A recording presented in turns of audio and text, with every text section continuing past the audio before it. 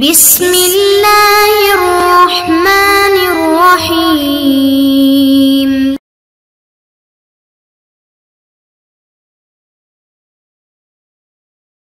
بسم اللہ الرحمن الرحیم اللہم صلی علی محمد وعلی آل محمد کما صلیت علی ابراہیم وعلی آل ابراہیم انکا حمید مجید اللہم بارک علی محمد وعلی آل محمد کما بارکت علی ابراہیم وعلی آل ابراہیم انکا حمید مجید۔ عزیز طلبہ، ہماری کتاب حسامی کا آج دوسرا سبق ہے۔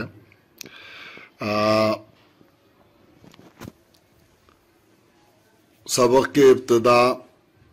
خطبے کے بعد جو متن ہے اس سے ہے، آپ پہلے ترجمے کو سمجھیں۔ فرماتے ہیں فَإِنَّ أُصُولَ الشَّرْعِ ثَلَاثَةٌ، بے شک شریعت کے اصول تین ہیں، الکتاب والسنت واجماع الامت، کتاب اللہ، سنت رسول اور اجماع امت، والاصل الرابع القیاس، اور چوتھ المستنبط من هذه الاصول، جو انہی اصول سے مستنبط ہو۔ اب یہاں پر آپ یہ سمجھنا کہ حسامی متن ہے، یعنی باقی کتابوں میں ایسا ہوتا ہے کہ متن کے نیچے شارح جو کچھ لکھتا ہے استاد اسی کو پڑھاتا ہے، لیکن حسامی متن ہے، اس میں ایک لفظ ہوتا ہے، باقی ساری چیزیں باہر سے پڑھنی پڑتی ہیں۔ تو اس لیے تھوڑا سا جو ہے نا وہ استاد سبق کو لمبا کرتا ہے۔ ہم کوشش کریں گے انشاءاللہ سبق مختصر بھی ہو اور سمجھ میں بھی آئے۔ یہاں ماتن رحمہ اللہ نے یہ جو فرمایا کہ اصول شرع جو ہے وہ تین ہیں، یعنی اب یہاں سے شریعت کے اصول یعنی ادلہ جو ہے ان کا بیان کر رہے ہیں کہ ادلہ تین ہیں، کتاب اللہ، سنت، اجماع امت۔ ایک تو یہاں یہ سمجھنا کتاب اصول فقہ کی ہے تو ماتن نے اصول شرع کیوں کہا، حالانکہ ان کو کہنا چاہیے تھا فَإِنَّ اصول الفقہ ہے، لیکن ماتن نے اصول الفقہ کی جگہ فَإِنَّ اصول الشرع کہا۔ کیوں؟ اس لیے کہ کتاب، سنت اور اجماع جس طرح فقہ کے اصول ہیں ایسے ہی علم کلام کے بھی اصول ہیں، اور لفظ شرع چونکہ فقہ اور علم کلام دونوں کو شامل ہے، اس لیے اصول الشرع فرمایا۔ اگر اصول الفقہ فرماتے تو پھر جو مسائل اعتقادیہ ہے یعنی علم کلام جو ہے وہ اس میں داخل نہ ہوتا، حالانکہ وہ بھی اس میں داخل ہے۔ کتاب، سنت، اجماع جیسے فقہ کے اصول ہیں ایسے علم کلام کے بھی اصول اور دلائل ہیں۔ ان تین جو مذکورہ تین اصول و دلائل سے مستنبط ہو، المستنبط من هذه الاصول کے قید سے اس طرف اشارہ کر دیا کہ یہاں مطلق قیاس مراد نہیں بلکہ قیاس شرعی مراد ہے۔ یعنی کیا مطلب ہے؟ ایک قیاس شرعی ہے تو اس سے اندازہ ہوا کہ قیاس کی صرف یہ قسمیں نہیں ہیں بلکہ قیاس کی اور قسمیں بھی ہیں۔ تو ماتن رحمہ اللہ یہاں فرماتے ہیں کہ آپ یوں سمجھنا قیاس کی چار قسمیں ہیں، قیاس کی چار قسمیں ہیں، اور ان میں سے ایک قیاس جو ہے شرعی ہے، اور دوسری قیاس جو ہے وہ لغوی ہے، اور تیسری قیاس جو ہے وہ شبہی ہے۔ شبہی یعنی گویا کہ باقی جو قیاس کی پھر باقی اقسام آپ نے پہلے پڑھے بھی ہیں، اس لیے اس میں زیادہ وضاحت کرنے کی ضرورت نہیں ہے۔ چار قسمیں: قیاس شرعی، قیاس لغوی، قیاس شبہی، قیاس عقلی۔ قیاس شرعی وہ قیاس ہے جو کتاب اللہ یا سنت رسول یا اجماع سے مستنبط ہو۔ قیاس لغوی وہ قیاس ہے کہ جس میں کسی بھی چیز کے نام کو دوسری چیز کے لیے کسی علت مشترکہ کی وجہ سے منتقل کر دیا جائے، جیسے مثلا خمر، اسم خمر جو ہے، اسم خمر یعنی خمر جو نام ہے، اس کو مخامرۃ العقل کی علت مشترکہ کی وجہ سے تمام دیگر مسکرات کی طرف اس کو منتقل کر دیا جاتا ہے۔ خمر چونکہ اصل لغت میں صرف انگور سے بنی ہوئی شراب کو کہتے ہیں، دیگر اشیاء سے بنی ہوئی شراب لغتاً خمر نہیں ہے، مگر اس وجہ سے کہ مخامرۃ العقل کے معنی جس طرح خمر کے اندر پائے جاتے ہیں، یعنی عقل کو ڈھانپنا جس طرح خمر کے اندر پائے جاتے ہیں، دیگر مسکرات میں بھی پائے جاتے ہیں، اسی علت مشترکہ کی وجہ سے دیگر مسکرات کو خمر پر قیاس کرتے ہوئے خمر کہتے ہیں۔ مثال کے طور پر قارور پیشاب کو کہتے ہیں قیاساً، اس شیشی کو بھی قارورہ کہتے ہیں جس میں قارور پیشاب ہوتا ہے۔ اس بات اللغہ بالقیاس کا یہی مطلب ہے۔ قیاس شبہی وہ ہے کہ جس میں مشاکلت فی صورت کے علت مشترکہ کی وجہ سے ایک شے کا حکم دوسری شے کو دے دیا جائے۔ مثلا مشاکلت صوری کی وجہ سے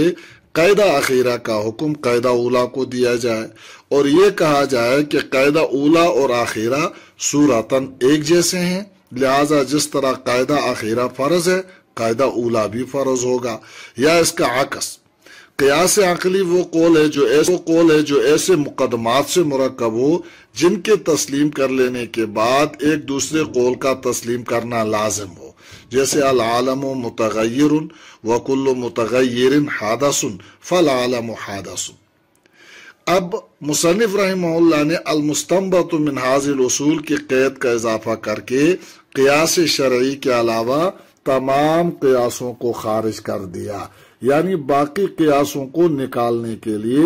مصنف رحمہ اللہ نے یہاں پر یہ قید لگایا المستنبط من هذه الاصول۔ دوسری بات یہاں پر یہ بھی ہے کہ الاصل الرابع کہہ کر قیاس کو پہلے 3 اصول سے الگ بیان کیا ہے، اس لیے کہ قیاس من وجہن اصل ہے، من وجہن فرع ہے، برخلاف پہلے 3 اصول کے کہ وہ من کل وجہن اصل ہے۔ اب چونکہ اس میں سب سے پہلا کتاب اللہ تھا، دوسرے نمبر پر سنت رسول تھا اصول شرع ثلاثۃ میں، تیسرے پر اجماع امت تھا، تو سب سے پہلے کتاب اللہ کی تعریف کی ہے۔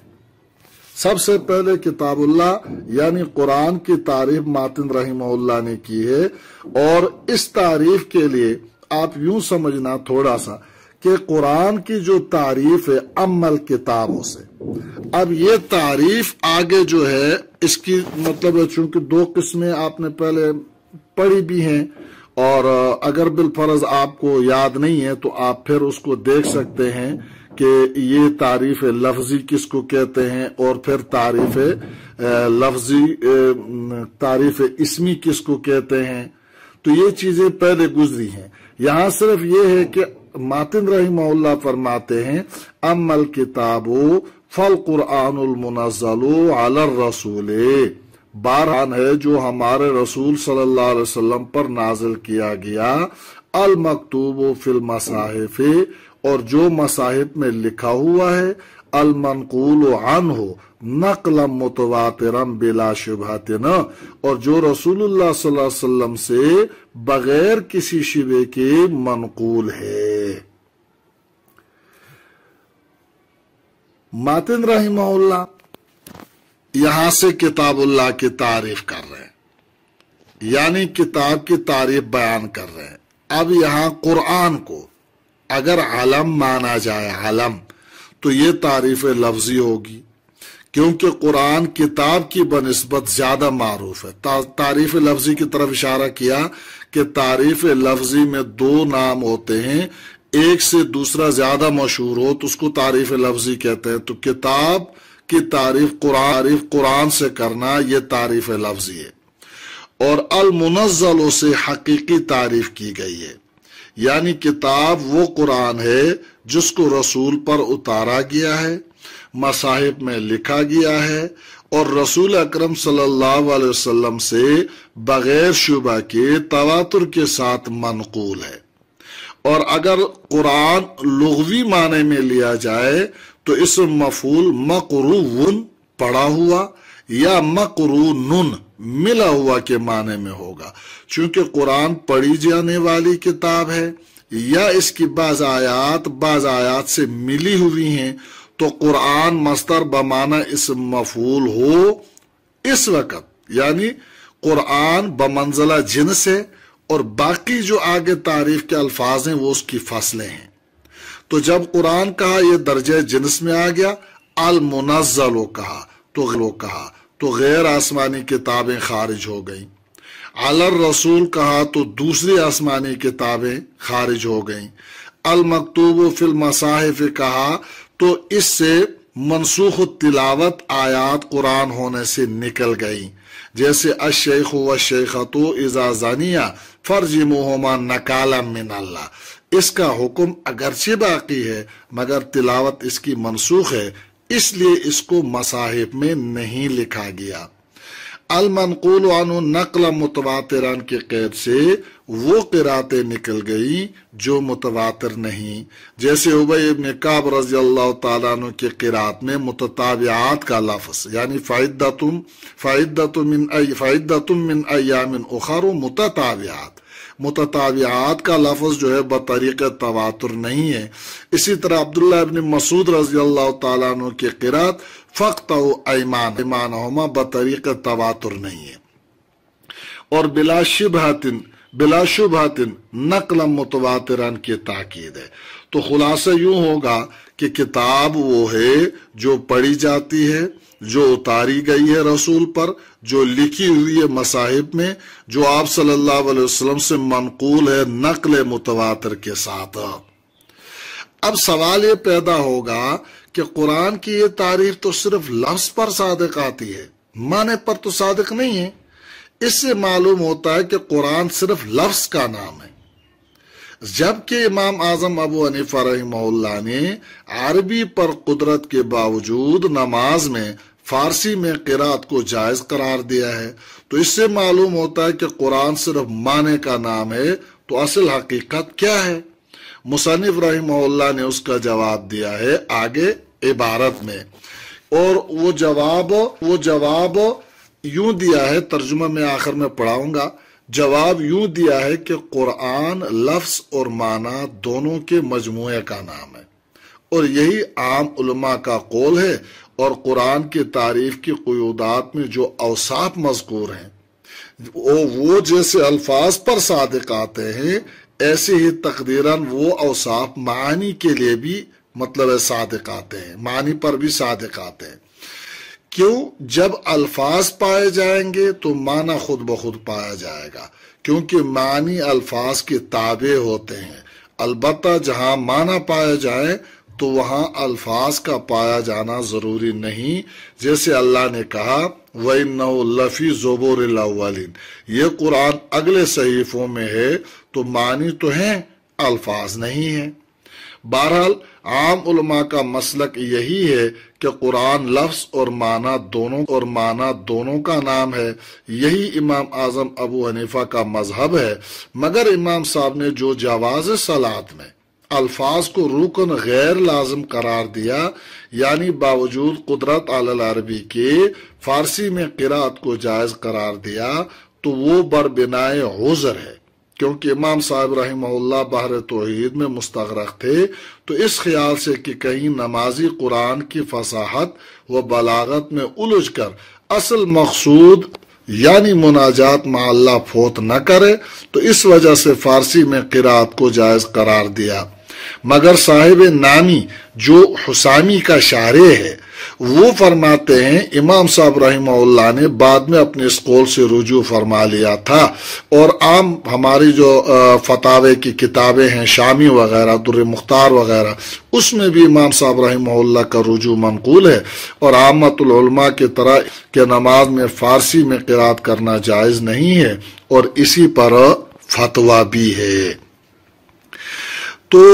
یہ مطلب ہے، اس میں تھوڑا سا اوپر جو عبارت تھی اس میں آپ دیکھیں گے تو ہم نے جو پڑھا امل کتاب ہو پس بہرحال کتاب فل قرآن ہو، تو وہ قرآن ہے المنزل علی الرسول جو رسول پر اتارا گیا ہے، المکتوب فی المصاحف جو مصاحف میں لکھا ہوا ہے، المنقول عنہ نقل متواترا